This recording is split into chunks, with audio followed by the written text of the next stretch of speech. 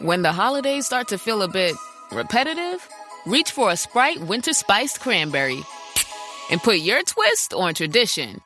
A bold cranberry and winter spice flavor fusion, Sprite Winter Spiced Cranberry is a refreshing way to shake things up this sipping season. And only for a limited time. Sprite. Obey your thirst. In Walmart's Nouville, time was ticking away. Only a few nights left till the big holiday. But last-minute gifters had no need to worry. Walmart Express Delivery got their gifts in a hurry. From Nintendo to Nespresso and Lego flowers, they could check off their lists in as fast as an hour. All of Nouville, East, West, South, and North, could order gifts up until 5 p.m. on December 24th. So this holiday, just do as the Who's do. With gift delivery this fast, they all gasped. From Walmart? Who knew? Subject to availability, terms and fees apply. Here's my 30-second story with Guinness. As soon as my sister and I get home for the holidays, we don't even unpack. We head straight to our pub. The bartender already knows our order, Guinness and fries. We laugh all night, catch up with old friends, and walk home with faces sore from smiling. It's one of my favorite nights of the year. That was my 30-second story with Guinness. Guinness Draft Stout. Please enjoy responsibly. Imported by Diageo Beer Company, USA, New York, New York. The Subaru Share the Love event is on from November 20th to January 2nd. During this event, Subaru donates to charities like Meals on Wheels, and so far has supported the delivery of nearly 5 million meals to our aging neighbors. When you purchase or lease a new vehicle during the 2025 Subaru Share the Love event, Subaru and its retailers will make a minimum $300 donation to charity. Visit Subaru.com/share to learn more. Deck your home with Blinds.com. La la la la la la la la la. La la la la la Blinds.com. DIY or let us install. La la la la la la la la. La la la la Blinds.com. Free design consultation. Free. Plus free samples and free shipping. Free. Head to Blinds.com now for up to 45% off with minimum purchase plus a free professional measure. La la la Blinds.com. Rules and restrictions may apply. Hello, everybody, and welcome to our 10th Victory Green Hour of the year as your Philadelphia Eagles defeat the Washington Commanders 29-18 to successfully defend their NFC East title and become the first team in the division to win back-to-back division titles since 2001 through 2004. Philadelphia Eagles, every other team in the division, the Cal Turds, the Commanders, and the small guys are all eliminated from playoff contention. What's left? Well, the Eagles can't get the number 1 seed, probably can't get the 4 seed. It would take them losing out and the Panthers winning out. And they can get the 2nd seed. This is something we'll discuss either today or later this week about where we think the Eagles should do in their final 2 games. But let's just relish the fact that they are NFC East champions. I'm your host, LJ Harrell, and as always, I am joined by my co-host, Connor Donald. Connor, what's going on, man? Man, it feels good to be, back-to-back champions in a division where it felt like it was honestly never going to happen again. Like, it's good. I mean, there was points, it wasn't the prettiest of games, 29-18. It probably honestly should have been 29-10, whatever it is, what it is. You can take away the points that were in garbage time, however you want to manage it. But, I mean, the Eagles won. And it was a very important win to wrap things up. And then, you can choose to, like you said, we're going to talk about it probably this episode a little bit, prelude to it, and then in the next episode talk further about it. But you can kind of control your own destiny. How badly do you want to pursue the 2 seed? How badly do you want to get some of these guys healthy who have been, this team's been really banged up for weeks now. And some of them could definitely use the extra time off. But I mean, first and foremost, huge W, huge win. Whatever it is, what it is, was half of it against Josh Johnson. Sure, was half against the backup, Marcus Mariota. Sure, but at the end of the day, you play what's in front of you, you get the win, and that's what the Eagles did. Hey, I mean, everybody was impressed with the Cowboys win over the Raiders, and then when the Eagles do it, it's nothing. But, the double standard is crazy in the National Football League. Before we jump into it, as always, follow us on Twitter at Kelly Green Hour. Follow Connor on Twitter at Connor10. Follow me on Twitter at LJRL54 and follow the Eagles Pinpool Network on Twitter, YouTube, Facebook, and wherever you get your podcasts at Eagles Pinpool Network. If you're joining us live, let us know your thoughts on the game, the clinching of NFC East, those that were named to the Pro Bowl, the fight, which I know we'll get into, that was pretty interesting. And also, before we get started, I know it's a couple days early. I want to wish everybody a Merry Christmas, as we are a couple days away from Santa visiting everybody. And hopefully those with little kids, I know that the best part is seeing them, in the morning when they get to see the presents underneath the tree, the smiles on their faces. I know, Connor, you can't wait for your kids to be able to enjoy that in a couple of days. So just wanted to wish everybody a Merry Christmas before we jump into it.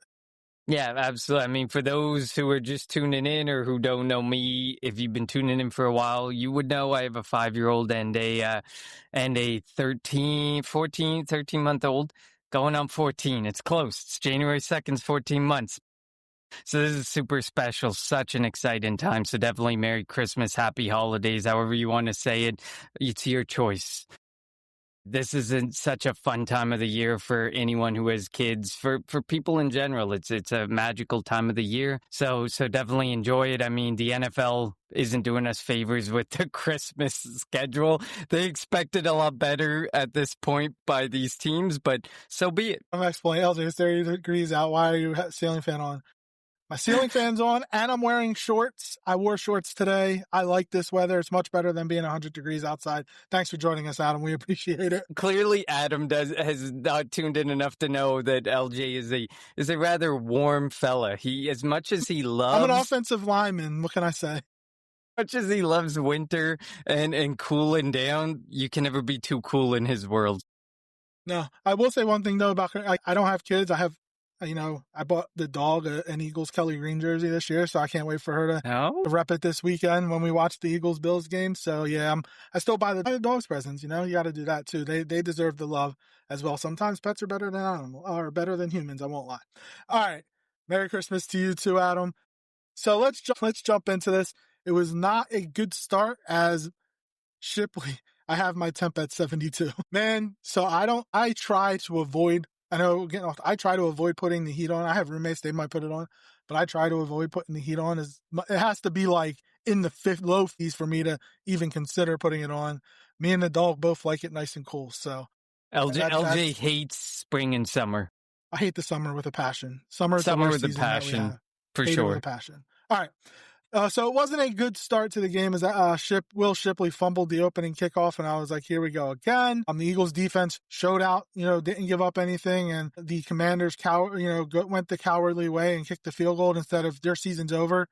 Just go for it, I mean, there were a couple of cowardly calls by Dan Quinn and the Commanders, punting on 4th and 11 with 5-6 minutes left to go in the fourth quarter.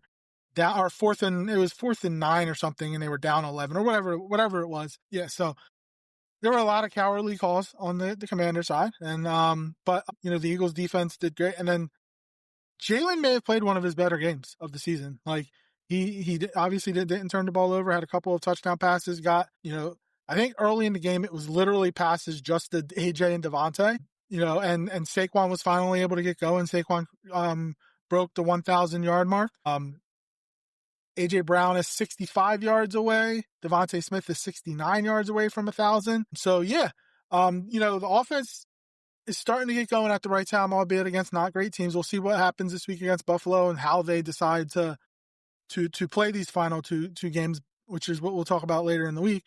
But I was, the overall flow of the game and how the offense worked, and they were able to put up 29 points on the board and do what they had to do in order to clinch the NFC East.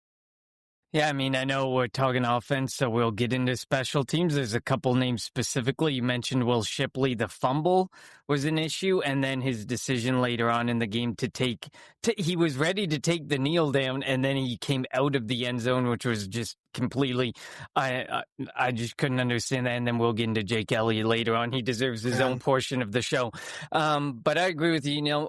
I think at this point with this offense, it all was just a matter of, they had to get going. It didn't matter who they had to get going. We played teams that were not on the level of the Raiders maybe, but probably on the level of the Commanders. We played some teams earlier in the season that were not the best of competition, and our offense looked absolutely putrid against them. And now we're at a point where we've faced two teams, and I know, I saw it was shared around on X today about Christopher Russo's comments about, on First Take talking about, they can't be taken seriously until their offense shows out against a good team. And I mean, if you go up against the Buffalo Bills, their defense has actually been probably on a similar level to the Commanders and the Raiders throughout this season. So I don't necessarily believe that if you're our offense, if you can keep stride with Josh Allen, that's an accomplishment. Yes, I agree. But if you go up against that defense and are able to put points up, I mean, that defense has been very good all season. That team hasn't been very good all season outside of Josh Allen. But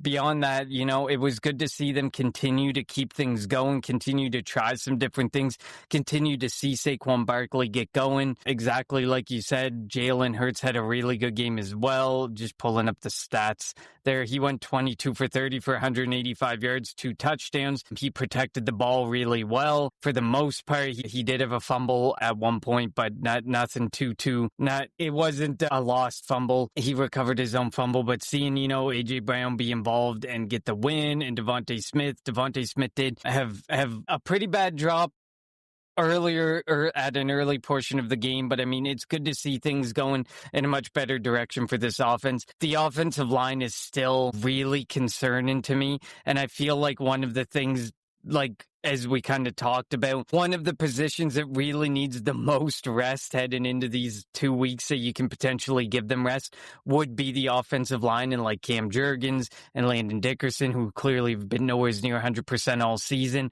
But if you rest them, you're obviously going to take out Jalen Hurts. You're obviously going to take out Saquon Barkley. You're obviously not going to put them at risk of backup linemen being out there, especially against the Buffalo Bills or against the Commanders, especially after Dan Quinn's comments post-game and the 2-point conversion, you know, fiasco where, you know, for the cowardly calls he made in-game, to come out of your shell and say that post-game is a little, you know, I mean, it is what it is. It is a very, the Commanders are a well below 500 team that's packing it in for the season, but it is good to see the offense get going, and there was some major positives to take away from it. No matter how you look at it, there are still some concerning aspects. Yeah, definitely. And I mean, we can, since, you know, Adam brought up, you know, I'm afraid Elliott may cost them a game. How do you miss 3 kicks exactly the same way? You are pushing it left, adjust.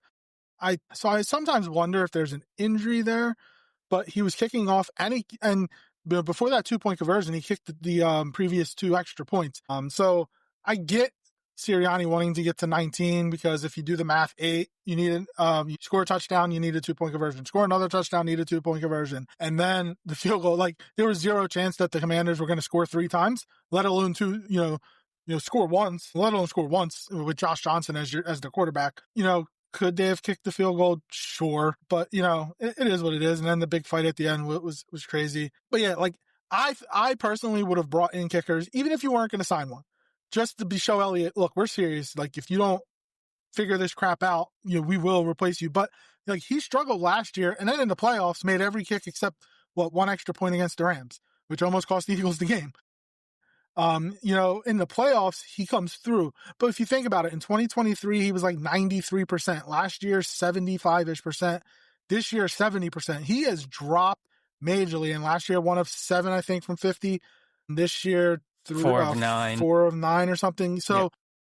And he used to just be automatic. So it is definitely something that he has to figure out. Like, they can't cut him this year. His contract, just the amount of money, but that's definitely going to be something in the offseason that the Eagles are going to consider. The Will Shipley thing, when you were like, I can't believe he took it. Even Britton Covey had his hand up and was like, don't come out. And he still stumbled out like an idiot.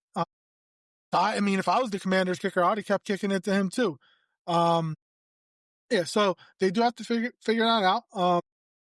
Who knows? You know, I don't think it'll be that important the next 2 weeks. Honestly, I was telling the people that I was watching the game with on Sunday, these last 2 games mean nothing to me. Like, I'm prioritizing health over everything else. Once I hit the 35-yard line, I'm kicking nothing but 50-yard field goals with Elliott. Like, I won't even try to score touchdowns.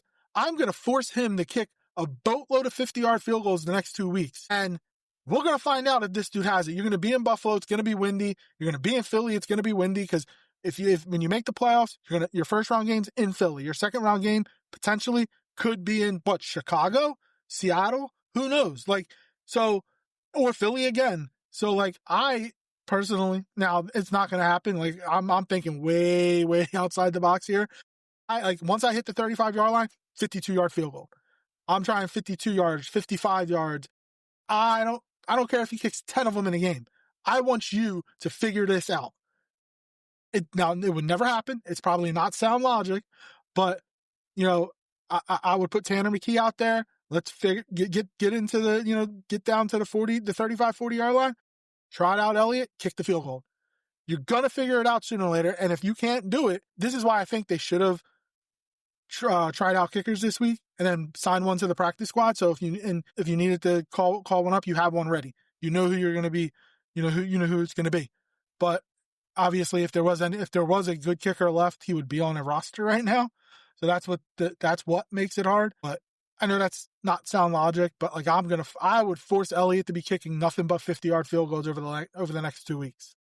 Yeah, Adam's Exploit says, I'm afraid Elliott may cost him a game. How do you miss 3 kicks exactly the same way you were pushing it left adjust? Listen, I agree with you guys. You say they can't move, obviously they can't move on this 2025 year, but in the offseason, and I posted it to our X feed, there's been, in recent memory, 2 post-June 1st kicker releases. It was Brandon McManus and Justin Tucker, and I feel like we're on our way to being that third one in the last decade or even 2 decades where we post June 1st a kicker.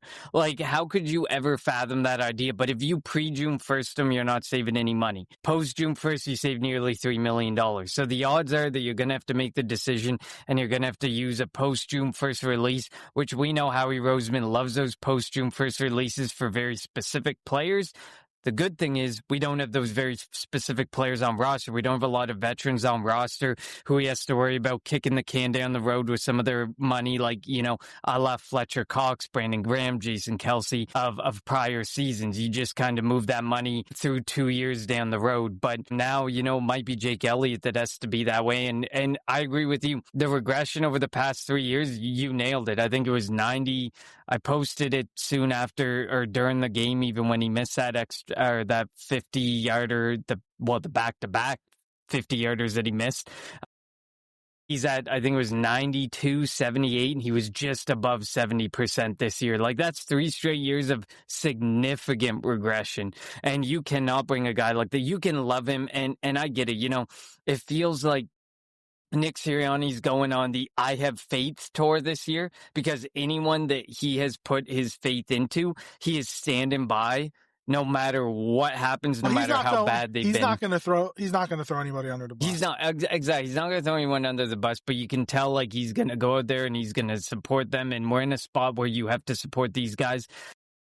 But I agree with you. Jake Elliott's got to figure it out. Like in a playoff game, he could absolutely cost us games. We've seen kickers throughout this year. I don't think over the last 2 years we've ever seen kickers cost so many games for so many different teams. So it's so important for you to be a consistent piece. And he used to be automatic, consistent. You could trust him. And now over the last 2 years, he's 5 of 16 from 50 plus. Like you have to be able to hit. For most kickers, that's automatic. That's something you hit and you're going to hit.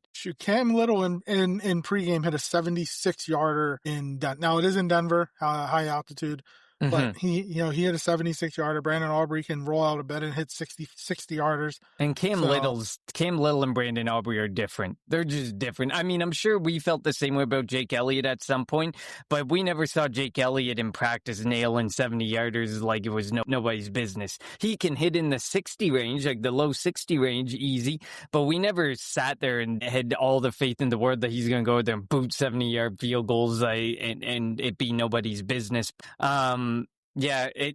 Otherwise, Adam said, Juergens missed the block. The poor Eagles socials did Juergens and Dickerson such an injustice.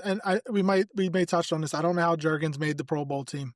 I don't think he has not played well this year to make the Pro Bowl team, and he made it somehow. That's astonishing. I'm sure we'll hit on it at the end of the episode, but there's 2 guys there, Juergens and Carter, that absolutely namesake. Okay, but by play, I mean Carter's not as big as the Juergens making it. Carter, okay, I think Jordan Davis should have been over Jalen Carter. The biggest snub is definitely Jordan Davis. You could have had both of them on there. You could have. But I mean, I get it. Carter's missed what, 4 or 5 games, which is insane that he made the Pro Bowl team.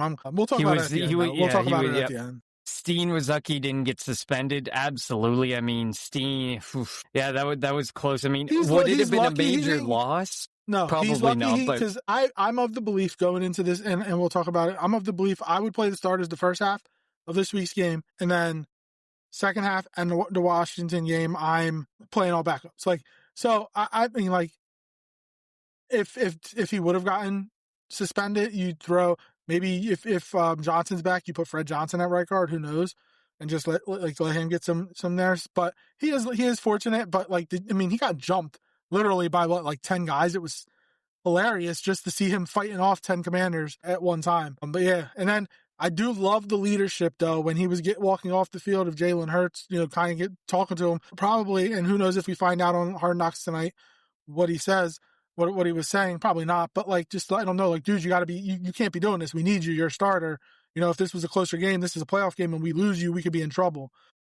So I do love that leadership and we've seen it a lot since Hard Knocks started. So I don't know if it's the cameras, but we've seen it a lot. He was talking to the offensive line on the bench this past week. Him and AJ dapping each other up on the field, talking on the field. We hadn't seen a lot of that.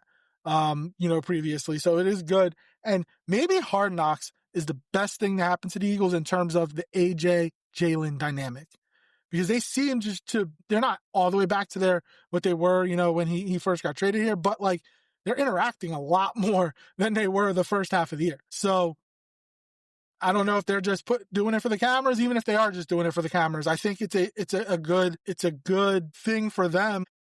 It's brought the team closer, and you can kind of see it, because they seem to be playing for each other. There's a lot more leadership, a lot more talking on the sidelines, and obviously the Jalen and AJ dynamic of dapping each other up, celebrating when one scores a touchdown or the other scores a touchdown. I think that has been a positive in terms of maybe it is just the Hard Knocks stuff, but that's a positive for them.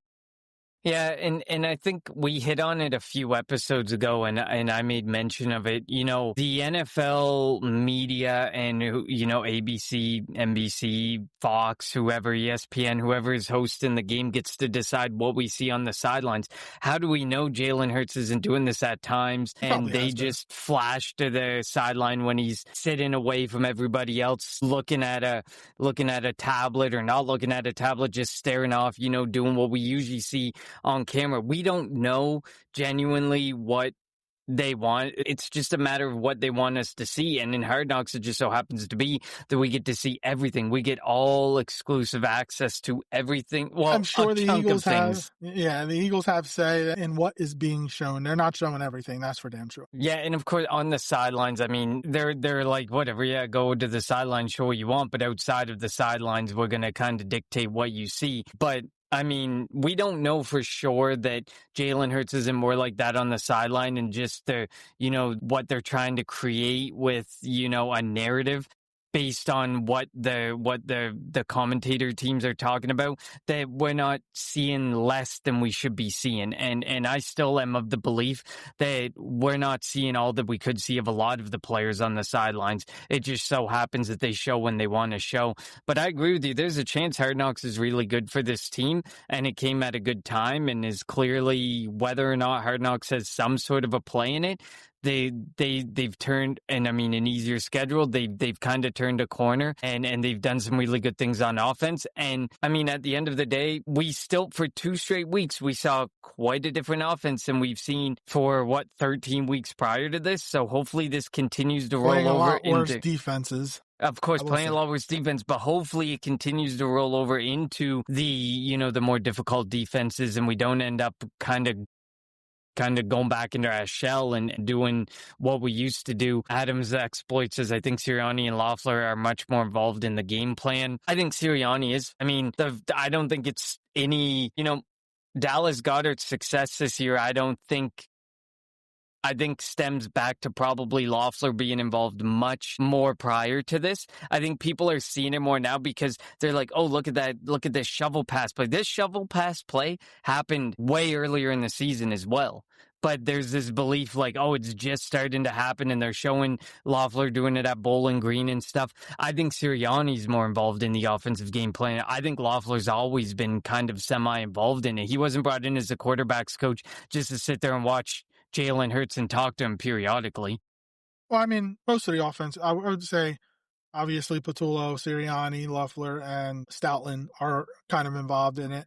Everybody kind of has an input, and then it comes down to Patullo, Sirianni, and probably Jalen of what plays that they feel comfortable with, in that giving week. So, and then Adam also says they still have a chance at the number 2 seed. So they do. I'm still prioritizing health over, trying to get the number 2 seed. But the one thing I will, looking at the standings right now, if the playoffs were to start, we would have the Rams. I think the Rams are trying to find a way to face us in the first round, is what I think's happening. I think that they would much rather. I know the Eagles have beaten them, 3 straight times, 2 last year, the 1 this year. I don't know if it's more, but they've had success against them. I really do think that the Rams want revenge somehow, some way, and feel like they match up well against us. So, again, if the playoffs were to start, we would face the Rams. I'm not 100% sure who the Rams have on their schedule the rest of the way. They have the Cardinals, I think, next week, or I think in the last week of the year. But, they can kind of, and with the Eagles. Eagles and Falcons. So Falcons and then Cardinals. Yeah, so they're going to be 2 wins right there. And then the Niners are right there as well. So it is going to be the Rams and the Niners in the first round of the playoffs. I think that's a guarantee that it's going to be one of those two. And Adam's exploit says the Rams are the best NFC team right now. Now, there's a lot of discussion around, the national media and the Rams are the team to beat, but there's also this build-in narrative of the Rams away from home, the Rams in the cold. If you get them to come to the link, are they anyways close to as good as if they were playing, in LA or in a dome or in Miami or somewhere where it's warm? So, and I kind of agree with that logic. They've blown a lot of their leads in colder climates, colder situations, up against good defenses. So it'll be interesting to see, who the Rams are up against, what type of situation they get put into, and if they're able to be truly the team to be. They're a good team. I would rather face San Francisco. I think San Francisco's had the easiest schedule in the league. They have a lot of injuries on the defense. They have Christian McCaffrey. He's good. But, if you can find a way to slow down McCaffrey, I don't think their receivers are beating our secondary. Kittle, that would be a nice matchup with him and, Zach Bond, or him and Cooper DeJean.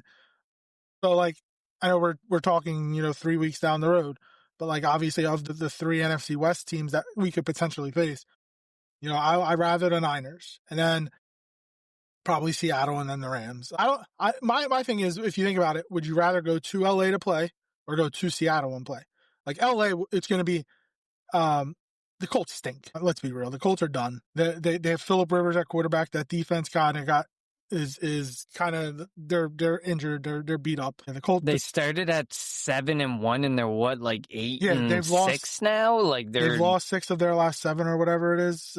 So they're done. That's not an impressive win as it would have been if it was earlier in the year when Daniel Jones was playing. Daniel Jones, Sauce Gardner. I can't believe I said that. But it's true. If Daniel Jones is there, and if Sauce Gardner's there, and if this team is, motivated, is motivated. Not to say that Phillip Rivers isn't motivated. I give him all the credit in the world that he's back and that he's playing. But Daniel Jones in that offense was a lot better than Phillip Rivers in that offense. Phillip Rivers, of course, he finally started throwing the ball. You saw him throw the ball down the field, but you can tell, his lack of mobility limits this offense a lot more than when Daniel Jones was there and he had a bit more mobility. And then, of course, the defense is starting to get banged up. It's not the Colts team that if they had played in, week 8, it's definitely far from that Colts team. Exactly. So that win's not as impressive as it would have been earlier in the year. And then when it comes to Seattle, if the Eagles were had to go to LA, it would be half Eagles fans. They're really no Rams. The LA teams don't have it. It's going to be a home way. Every time we go to LA, it's a home game for the Eagles. Did you see that video that was posted of like a watch party at the LA stadium and there was like 100 people? I did. It was so sad. It was so sad. It was a sad. Like they had this whole stadium and they were all watching this game and they were all on one side of the stadium and it might have been 100, 200 people. It was so sad. Yeah, it was sad. And then going to Seattle, I think it's obviously the weather. Like it's probably going to be raining. That stadium is an actual home field advantage, like the Link is. While there will be Eagles fans, it won't be taken over. It won't be like half Eagles fans like it would be in LA. So, I mean, that's talking divisional round, maybe NFC Championship game, but that's just something to kind of put in the back of your mind as we get closer to the playoffs on what could happen. And again, like Adam said, the Eagles can still get the number 2 seed. But I much rather have a healthy Jalen, healthy Saquon, healthy A.J. Brown. Again, remember 2023, A.J. Brown played in the meaningless Week 18 game, got hurt against the Giants. We didn't have him. And granted, it was the collapse. And I don't know if we had Devontae. Devontae had a big game. But like we didn't have A.J. Brown. And the offense was awful that day besides Devontae. So obviously, Week 18 is nobody's going to play. The Commanders can get their revenge against our backups. Yippity-doo-dah day. Frankie Louvu can go and cheap shot Will Shipley, whoever he wants to cheap shot, because that's what's going to happen. But yeah, like agreed. There's no way. Like at the most, first half of the Bills game.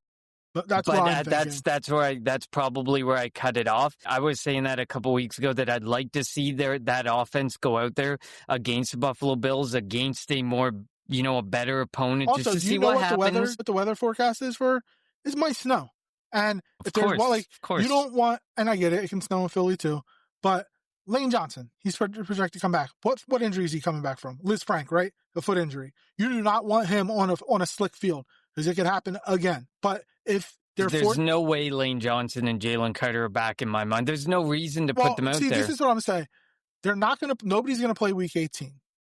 I would do it first half because, get Jalen Carter out there because he's somebody, if he doesn't play for a little bit, he gets a little winded.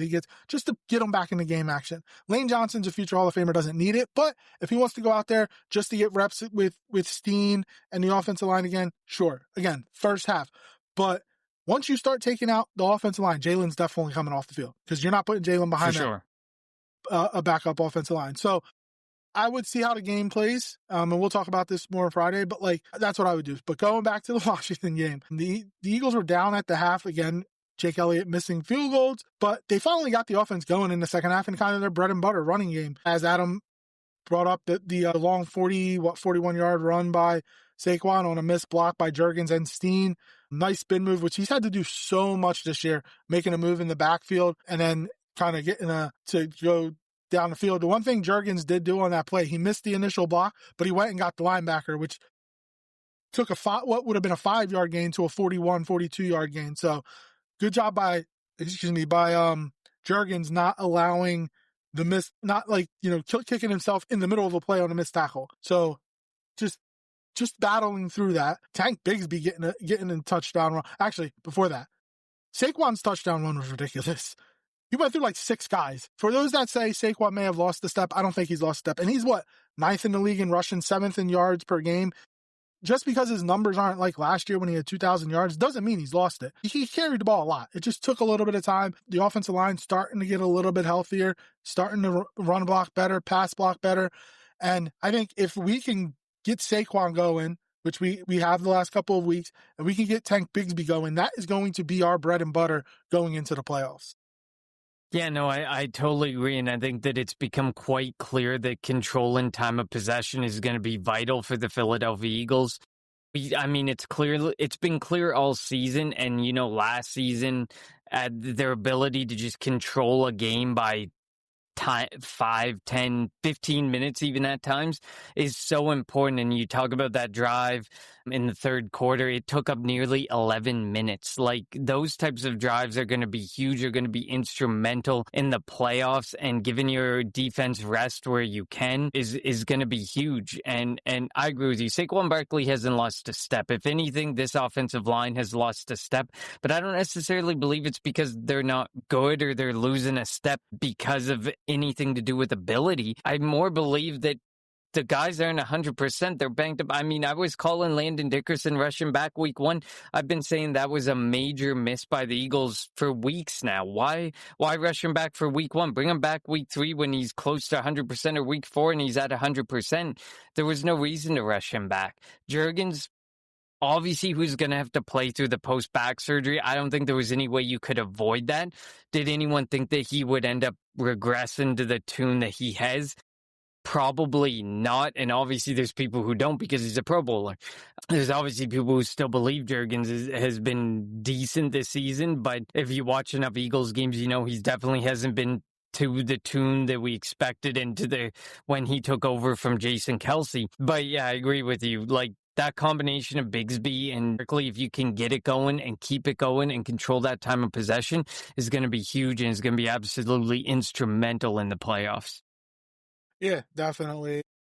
I think was it in the third quarter, the touchdown pass from Hurts to Goddard. That was a great play by Jalen, stepping up into the pocket. Could have ran it, but he kept his eyes downfield and threw to the perfect spot to Dallas Goedert, who, again, continuing his career year, a career high 10 touchdowns, and they caught in a contract year, you know, doing what he needs to do. And he deserves a lot of credit. Like, he could have not come back. Howie Roseman and him were able to settle it like adults. And he came back, and he's fortunate too, because Grant Calcaterra, Kylan Granson, they're not it. Like, let's be honest, the Eagles are definitely going to have to prioritize a tight end in the draft this year, but that's going to be an off-season, something for us to discuss in the off-season. But yeah, that was just an outstanding play, outstanding throw, and the Eagles in the second half were able to take control. Yeah, I mean, you can't say enough good about where this offense has gone the last 2 weeks. I mean, at times are they slower? Yes, but they've got a lot more momentum than they've had.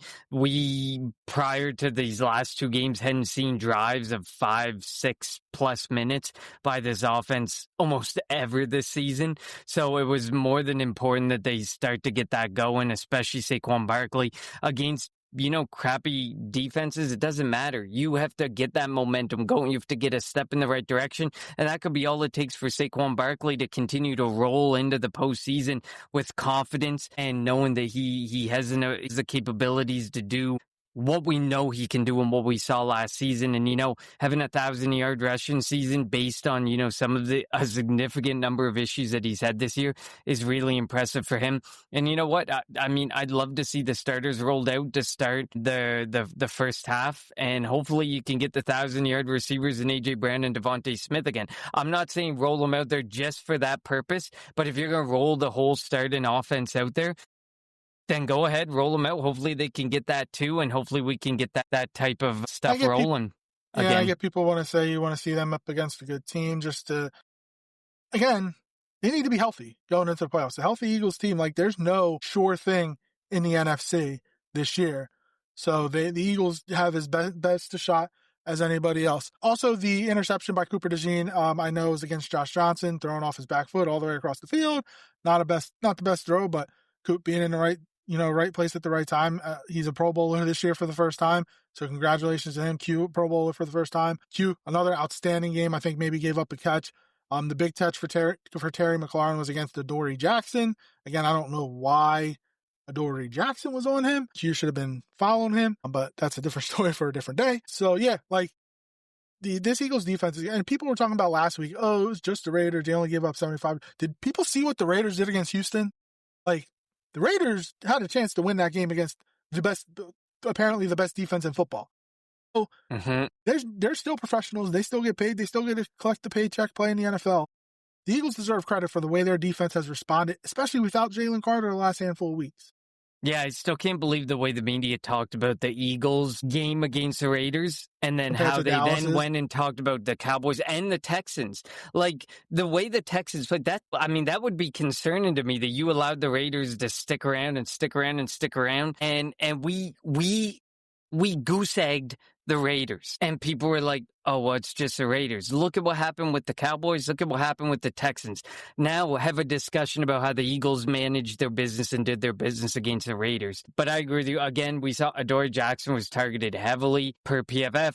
5 for 5, 83 yards. So, I mean, when we're not talking grades, we're talking strictly as he was the closest the defensive player to the target. He gave up 83 yards. This was the first time, I think, since week 1, he gave up over 65 yards. So, you see some weaknesses in Adoree Jackson, and obviously, that can definitely happen. If we end up, like you talked about the Rams, for example, you go up against Puka Nacua, and if Devontae Adams is able to come back healthy and well for the playoffs, it's a game changer to have those two guys go up against Q and Adoree Jackson. What are you going to do in that spot if Adoree Jackson's going up against Nacua in a spot like you said? What was he doing on Terry McLaurin in that spot? That in certain situations he's going to be tied to probably the number one receiver just because they're able to make something happen based on some movements and pre-snap motion that happens.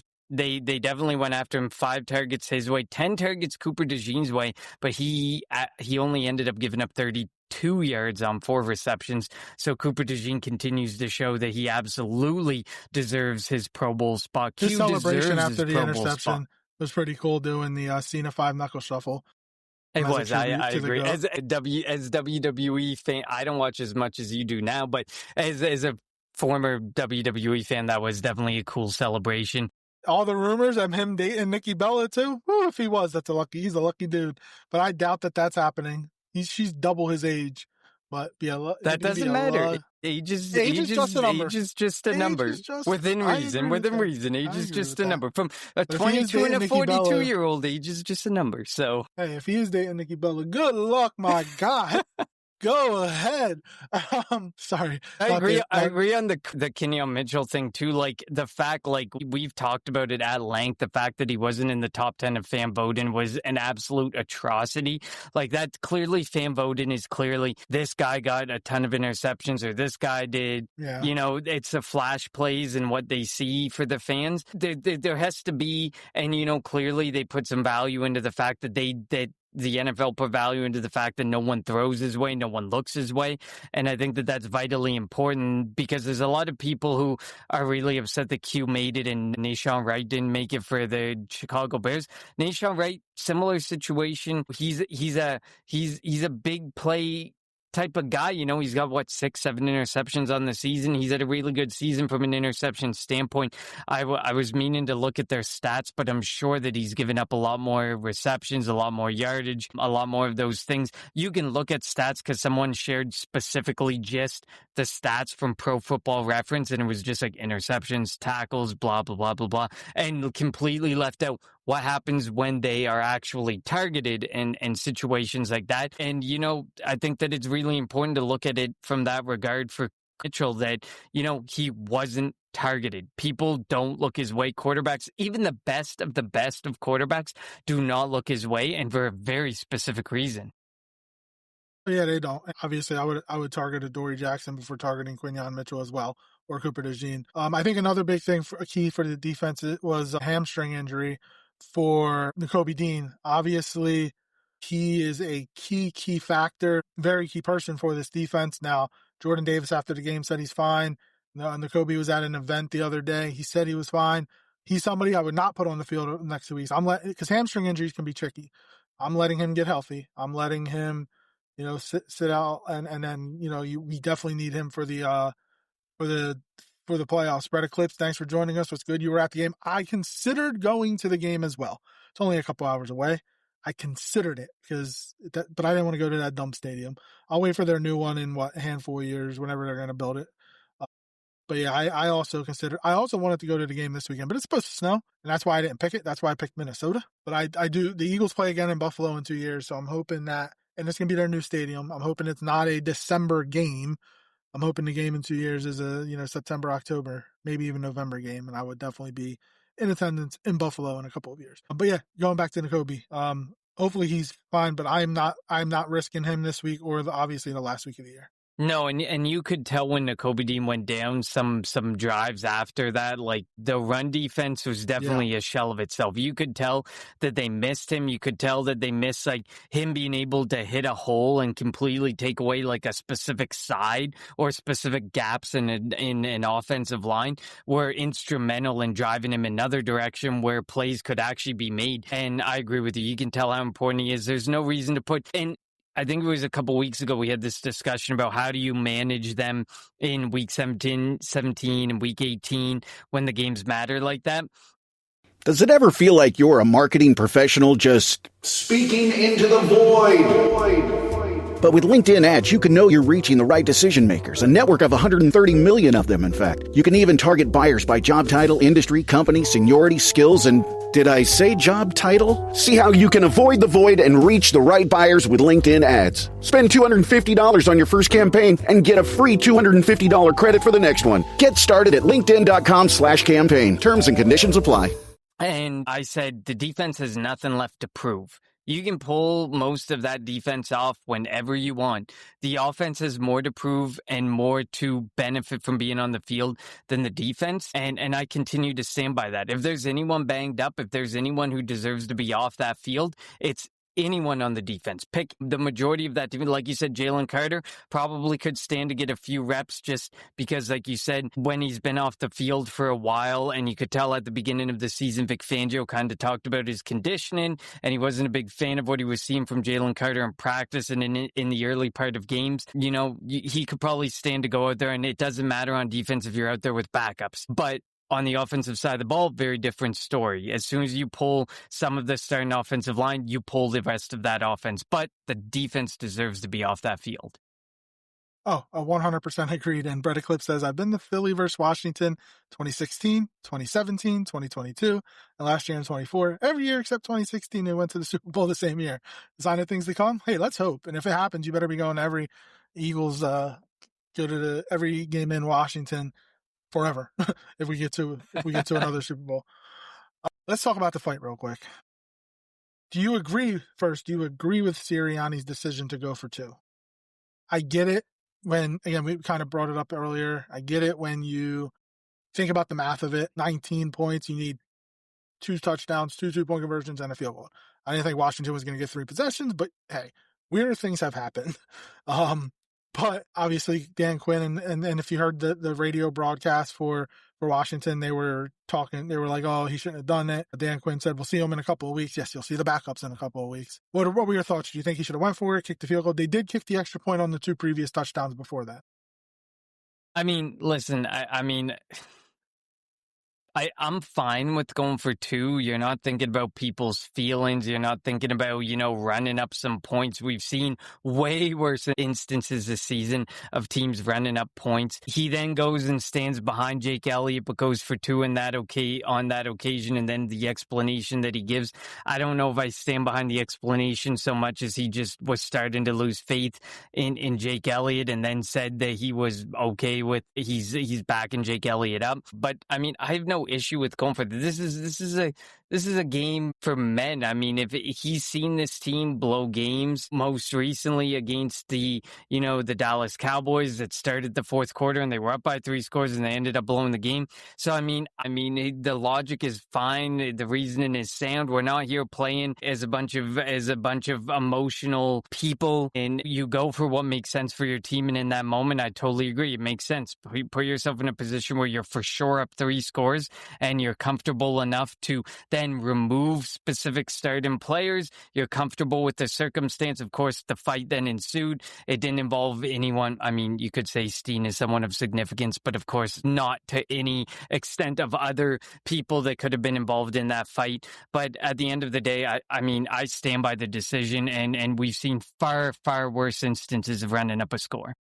Definitely have. So, I mean, it is what it is. It happens. And if Washington wants to go crazy against, Tanner McKee and Will Shipley and Darius Cooper, like, albeit go crazy. But, you do know, like, they're going to start their starters. Frankie Louva's probably going to try to get cheap out somebody. But I week 18, I'm definitely not playing any starters. Brett Eclipse says, I was shocked when I saw them going for it, but your kicker sucked all day, and going for 2 automatically seals the win. Who cares if Washington gets their feelings hurt? I know, I agree with that. Who the heck cares? If Dan Quinn's in that spot, I probably guarantee that he's going for it in that same type of situation. If your kicker's been that bad, if you can mathematically seal the game, you're a better team than what you are, I'm sure he'd be going for it too. Put yourself in the shoes of the Philadelphia Eagles. Dan Quinn obviously can't because they Washington Commanders have been banged up and sucked all season. You can't put yourself in those same shoes, but we've blown 3-score leads. We've had a bad kicker that's blown games, blown kicks, blown situations. No, I'm not putting that at risk. You might as well go for it and risk it for the biscuit in I mean, I don't love the expression, but it is what it is at the end of the day. And I agree with the stance. Do I agree necessarily with the explanation? I mean, whatever. Like Syria, I think he's just masking what he truly wants to say, and that he just didn't have a whole lot of faith in Jake Elliott. But like you said earlier in the episode, you're not going to call out Jake Elliott or call out specific people when your team's finally gaining momentum and has a more positive approach to it. Even if he did it because he didn't trust Elliott, the 2 previous touchdowns, they kicked the extra points and he made them. And I'm pretty sure they were after the missed field goals. So that's my only thing. And so I don't know. It's weird. I don't care. Just do what you want to do. It is what it is. But shit happens. I just think teams that are having a rough season, or teams that are in a rough spot, like the Washington Commanders, just get too emotional in those situations and think it's like a running up the score type of thing. It was just a way for the Eagles to truly bury the game and have the game done and over with, and they can rest who they want. They control their fate for the rest of the game and can make the decisions based upon that. And the Washington Commanders are envious of the situation that they could have been in that circumstance. Yeah, they went from being in the NFC Championship game to not making the playoffs in a year. Who would have thought that the oldest roster in the NFL would have a bunch of injuries? I also feel bad because Jaden Daniels, it's a tough spot to be in. Like, he's been banged out. I mean, the Baltimore Ravens would be in the same situation. That franchise is cursed when it comes to quarterbacks. Agreed. And Lamar Jackson and his injuries, there's so many teams that just, the injuries absolutely killed him this year. And if Jaden Daniels was out there, even with the oldest roster, could it be a different story? There's might a have chance. 3 more wins. Yeah, I definitely don't think they're competing for the NFC East title. I'll say that. All right, so before we finish off the Pro Bowl game, the teams were announced today. 5 Eagles made it. Cooper DeJean, Jalen Carter, Quinyon Mitchell, Zach Bond on the defense, and Cam Jurgens on the offense. I was shocked by the Cam Jurgens one. Jordan Davis, a big snub. Jalen Carter making it, sure. Should he have made it? That's up for debate. I mean, that's a iffy yes or no. It doesn't matter. But it was good to see Q and Coop definitely make it. Q especially because he wasn't even top 10 in fan voting. But the players and coaches who actually watch film and know what they're looking at, voted him in. So that was good. And Zach Bond for the 2nd straight year. Obviously, he's not having as good of a year as he had last year, but last year was like an all-time year. For anybody, just like Saquon Barkley had an all-time year. For anybody that was expecting that again, give me a break. So it was good to see them guys get recognized. Yeah, no, I agree with you. We talked about that with Zach Bond last week, I think, where we mentioned, if you were expecting Zach Bond to come out and perform to that same extent, I mean, you were probably asking for a little too much of Zach Bond, but he's definitely had a good game. I agree with you. I think if we were going to put an Eagles defensive tackle in there, Jordan Davis absolutely deserves it. Jalen Carter missed week 1. He's been inconsistent throughout the season. I can count on 2 hands how many games Jordan Davis has been a huge factor. I can count on 1 hand how many times Jalen Carter's been a huge factor consistently throughout a game this season. So that's my biggest thing. He had some plays. These last 3 weeks have been for loss huge. In the backfield. It was great. Yeah. These last 3 weeks have been huge. I posted it on our X feed. He's top. He's top 20 in pressures, and then he's top 3 in nearly every other statistical category without Jalen Carter in the mix. If Jalen Carter comes back, it felt like when Jalen Carter's in the lineup, Jordan Davis is kind of less of a factor, and then when Jalen Carter's out of the lineup, Jordan Davis is suddenly even more of a factor. I wish that Jordan Davis would remain equal factor when Jalen Carter comes back, and I hope he is when he comes back. But if I was picking an Eagles defensive tackle, it would have been Jordan Davis by a landslide to be in the Pro Bowl. I think he will. I think he's still going to be there. And again, I'll go back to Howie Roseman being smarter than everybody else and picking up the 5th-year option. People were up in arms when he did, and I was like, this kid, yes. He should have done it, and he was smart. Before we finish off, Jordan Mailata is in 2nd place in the Walter Payton Man of the Year Charity Challenge. So if you have a chance, find the Eagles socials, keep voting for him. He's in second place right now. Jordan Mailata looking to win, I think be the first Eagle to win the Walter Payton Man of the Year. So that would be really cool. Yeah, no, and he deserves it. He does a lot for the community, and like his story, and we've talked about it on episodes in past weeks and years, how his story is just such a crazy story. He came from never playing a snap of football in his life, a rugby start in Australia, to being a starting left tackle. I understand people will talk about this year, and this year has definitely not been his better of years, but it also hasn't been the better of years. Yeah, I was going to say, I thought an Eagle had won it. Chris Long won it in 2018. But, I mean, his story is really impressive. And I think this whole offensive line just really hasn't had a great season. And I think that automatically creates not the best of circumstances for all five of them, especially when you're dealing with Landon Dickerson and Cam Jurgens, who have had the worst of situations, who are dealing with it right beside you. It makes life a lot harder for Jordan Mailata, but the Walter Payton Man of the Year award is also a really great award. Google's an easy thing to use. Harold Carmichael won it in 1980, and Troy Vincent won it in 2002. Google and AI can give you some really quick answers. I could have easily done that and not made a fool of myself. All right. So the Eagles are your NFC East champions. 2 weeks remaining in the season before the playoffs come, and we get to host and I meant to mention, it sucks for the Eagles because the two teams that have the biggest impact on the 2 seed play at 9:20 that night.